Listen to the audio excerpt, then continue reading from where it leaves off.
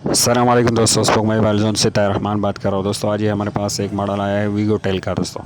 तो इसका मसला ये है कि ये देखो ये इमरजेंसी दिखा रहा है डिस्प्ले पे और सिम लोगो भी शो नहीं हो रहा है और इसका सिम का सिग्नल भी नहीं आ रहा है दोस्तों। और इसका आईमी भी बिल्कुल ओके है। ये देखो स्टार है 06 है, इसे मैंने चेक किया और इसको मैंने पीटीए के जो ऐप आ रही है उसमें भी चेक किया दोस्तों। ये देखो इसका आईमी बिल्कुल ओके है पीटीए से। और आप भी ये ऐप जो है ना, ये डिवाइस वेरिफिकेशन सिस्टम, ये ऐप डाउनलोड करके प्ले स्टोर से इसमें चेक कर सकते हो। एक आईमी स्टार है 06 है, से अपने आईमी मालूम करना है और उसको इस ऐप में अपने चेक करना है दोस्तों। इसको मैंने चेक किया, ये बिल्कुल ओके है। ये रजिस्टर है पीटीए से दोस्तों, लेकिन फिर भी सिग्नल नहीं आ रहा है। ये इमरजेंसी का लोगो इस पे शो हो रहा है दोस्तों और सिग्नल बिल्कुल नहीं आ रहा है दोस्तों।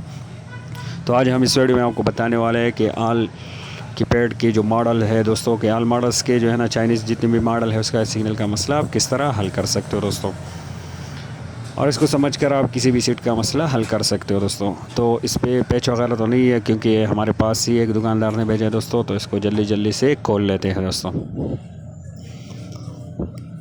तो दोस्तों जब भी आपके पास आजकल जो है ना ये मसला आए तो सबसे पहले आपने पीटीआई की इस ऐप में ही चेक करना है दोस्तों।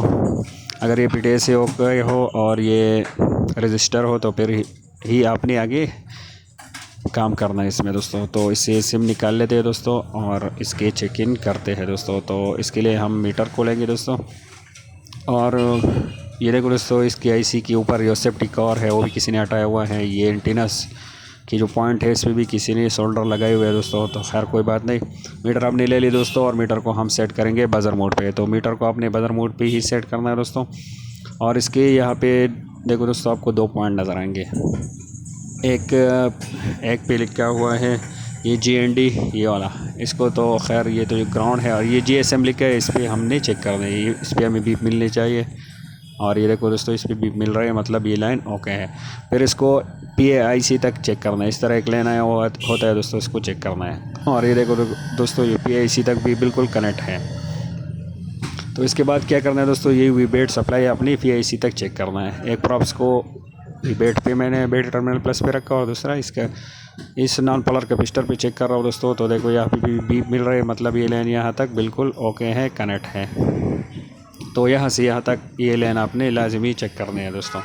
तो ये ओके है, मतलब PAIC को हमारी जो है ना वो बेट सप्लाई भी सही तरीके से मिल रही है दोस्तों। तो इसके बाद ही हमने क्या करना है दोस्तों, ये PAIC को चेंज करना है। अगर इससे मसला हल नहीं हुआ तो हम जो है ना ऑक्सीलेटर क्रिस्टल को चेंज करेंगे। अगर उससे मसला हल नहीं हुआ तो फिर आप RFIC जो कि पावर के अंदर है तो उसी को हम चेंज करेंगे। तो चलो दोस्तों इसको स्टेप बाय स्टेप कर लेते हैं। सबसे पहले आपने IC का मॉडल जो है ना दोस्तों वो नोट करना है। देखो इसका ये मॉडल नंबर है और फिर इस तरह PCB आपने लेना है जिसका ये PAIC सेम मॉडल के हो दोस्तों, तो तभी ये आप लगा सकते हो।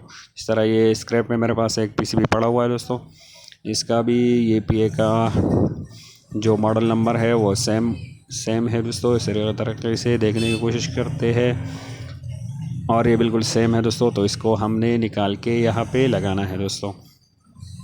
तो दोस्तों इसको अपनी इन स्टेप में जो है ना वो इस तरह ही चेक करना है दोस्तों। सबसे पहले आपने वो इसका IMEI चेक करना है, उसको जो है ना वो PTI की ऐप में चेक करना है दोस्तों। उसके बाद आपने GSM लाइन पे वैल्यू चेक करना है। फिर GSM लाइन को जो है ना वो PAIC तक चेक करना है दोस्तों, ये कनेक्ट है कि नहीं। उसके बाद आपने जो है ना ये PAIC के पास में जो कैपेसिटर नॉन पोलर लगा हुआ है इसका और वीबेट सप्लाई का जो है ना ये लाइन चेक करना है वीबेट तक। और दोस्तों ये IC हमने निकाल ली दोस्तों और ये पॉइंट भी इसकी साफ़ है। और दूसरे IC अभी हम दूसरे PCB से निकालने वाले हैं दोस्तों। तो ये बिल्कुल सैम्पल है, इसमें रिबालिंग की भी ज़रूरत नहीं होती दोस्तों।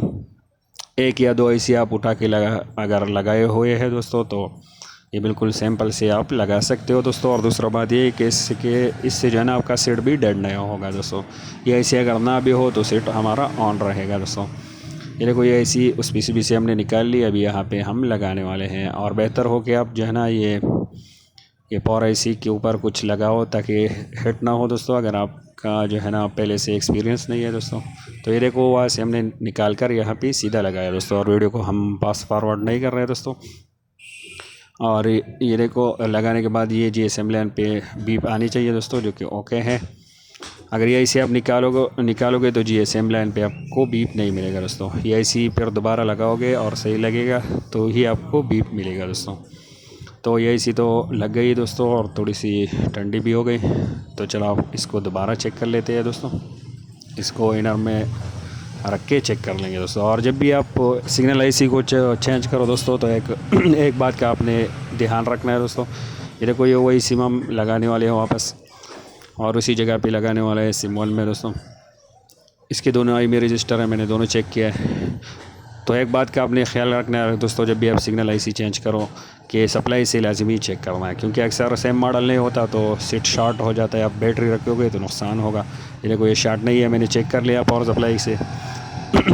बाज़ दफ़ा इस तरह हो जाता है दोस्तों कि सेम मॉडल के आईसी अगर आपके पास अवेलेबल नहीं हो, कोई और आईसी आप लगाओ, तो ये जो है ना, ये मोबाइल फुल शॉर्ट हो जाता है दोस्तों। तो फ़ौरन आप बैटरी रखोगे तो बैटरी ख़राब होने का और सीट के जो है ना वो ख़राब होने के चांसेस ज़्यादा होते हैं दोस्तों। तो सिर्फ उससे आईसी के बाद आपने चेक करना है दोस्तों उसकी शॉर्ट है कि नहीं। और ये देखो दोस्तों, अभी सिग्नल फुल आ गया दोस्तों, और नेटवर्क का लोगो भी शो हो गया, क्योंकि हमने टेलनार सिम रखा हुआ है दोस्तों।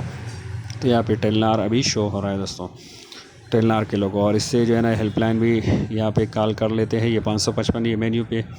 और ये देखो दोस्तों, ये कनेक्ट हो गया नेटवर्क से।